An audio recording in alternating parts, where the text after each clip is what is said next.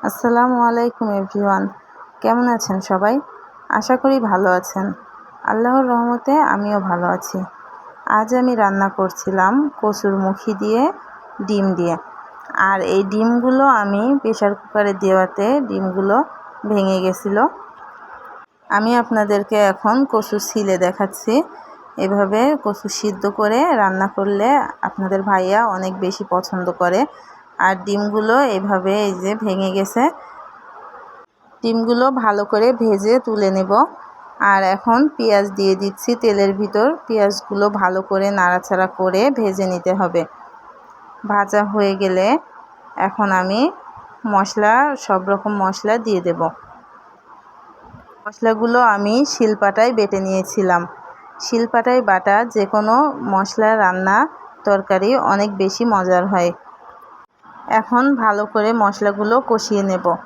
মশলা যত ভালো কষানো হবে রান্নার স্বাদও তত ভালো হবে। ভালো করে মশলাগুলো নাড়াচাড়া করে কষিয়ে নিচ্ছি। একটু পানি দিয়েছিলাম মাঝে। এভাবে কচু রান্না করলে অনেক বেশি মজার হয়। মাছ দিয়ে অনেকে খেতে চান না, এভাবে ডিম দিয়ে রান্না করে খেয়ে দেখবেন অনেক বেশি মজার হয়। এখন এই যে কচুগুলো দিয়ে দিচ্ছি। কচুগুলো দিয়ে ভালোভাবে নাড়াচাড়া করে কষাতে হবে। এই রান্নাটা করতে বেশি সময় লাগে না, কারণ কচুগুলো আগে থেকেই সিদ্ধ করা আছে। একটু কষিয়ে নিয়ে তারপর এর ভিতর একটু পানি দিয়ে ডিমগুলো দিয়ে দিব।